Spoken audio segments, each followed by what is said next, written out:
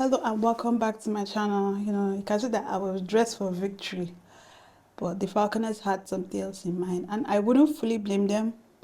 But as I get into my pointers for the game, you understand why I am torn about the whole result. Yes, the point. Let me just start from there. The pointers are the goals.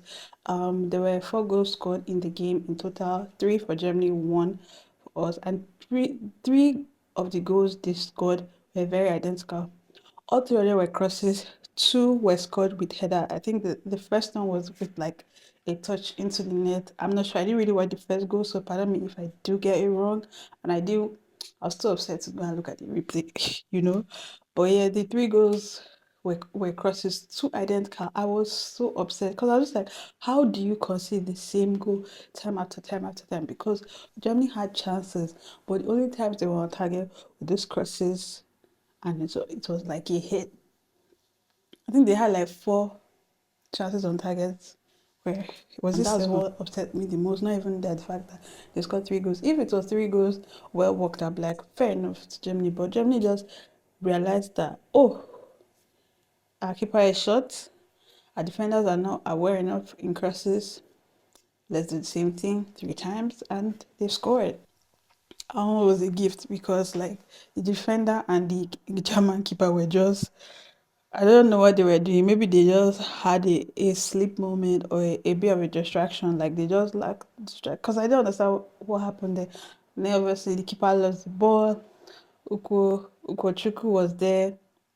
She just put the ball in the net because at this point it was too easy. It was too easy. We went 1-1 up because we finished first half 1-0 down. VAR, the goal we scored after Germany went 2-1 up, because Germany scored in the 61st minute, we scored in the 63rd minute, but it was ruled offside. In real time, watching the game, like, the fact that I had bad network or whatever, but like, I didn't really like what's happening so fast, and I didn't even see whether like Ugochukwu was offside, but I think it's Osigwe that scored for Ugochukwu. I don't know, one of them, sure.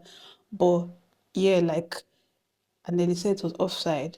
And I was just like, is there no VAR in this thing? Like, at least let us go to VAR. Do you understand? I don't know if we did because I wasn't hearing commentary, but and that was due to the fact that I was watching something else, or I was connected to church service online, so I didn't put the volume out of like respect for God, even though I was already just kind of not respecting God watching the match and this thing. But for me, this is like work, but does not mean that I neglect God. Do you understand? But so even in men's game, even if like the on-field says something differently, they would protest for like a review, and they would have gotten something. But nothing, just played on it. And the stats, I'll have the stats on the screen to help talk more about like my analysis of like our whole performance in general. So if you see on the screen, Germany had 50% possession and we had 34, which was expected in a way because most of the starting lineup, but in fact the whole German team, they play in like European clubs that have women's team, and like they are a lot more, would I say a lot more stable? I wouldn't say, but like you would expect that European women's team will play a more organized football than like African teams. You would expect, because most of our girls are also homegrown women that like is the male's team women's branch.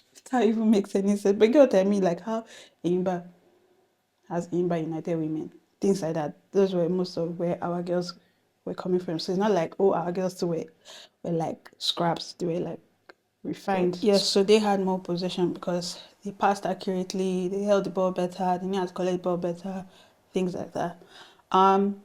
Then pass attempted was 751 to 430, and pass completed was 624 to 299, which is what I was talking about. Like technically wise, they were, or like technique wise, they were better than the Nigerian babes, which I might have touched on in the first match, because even the Japanese babes were a bit more technical than Nigerian babes. Maybe that's why we also consider so many attempts on goal from Germany, because we're losing the ball and losing the ball at wrong places.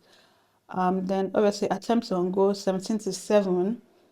You can say it's big, but if you look at on target. We were better, right? But they scored more. But yeah, they had 17 and they only were able to get 4 on target. That's bad. That's like just seeing an open net and just pa pa pa pa pa pa, like not getting it right. Excuse me. And then we had 7 on attempts on goal and 5 on target, which I waited to listen to the like post-match interview of our coach Christopher Musa. He was angry even after it was full time. So when he was talking to the girls, like he was visibly angry. He was like telling them like, "You guys fucked up, like really. Forgive my language, but they messed up honestly." He also touched on it that like it just happens that this game was a game of not taking your chances. Because Nigeria had chances, they didn't just take it. The German babes had their chances and they took it. Surprise, fouls. Now these fouls allowed me to enter into the ref because that ref, I thought I was the only one like maybe imagining things or thinking things, but that ref was just blowing for Germany like any minute, any small touch on the German babe. Boom, any small thing, boom, any small thing, boom. I was just like, and those German babes, like they found it as a technique. They were always falling down, always falling down, always falling down, always falling down. Like, and they will fall down to the point that they will have their like physician come into the pit. And I was just like, what they do for you there that you want to see somebody? And at some point, some of them, you see that they were smiling. Not to say that they shouldn't smile, but it almost feels like they were being cynical about like the way they were falling and things like that. So that part just it me. And you can see that our captain, Oluchi, was like at some point she had to like talk back at the ref because she was just like, "What did I do there that you are blowing?" Like, man, you could see that she was upset, and I was just like, "Yeah, babe, tell her." Yeah. That's it, guys. Please don't forget to like, share, and subscribe.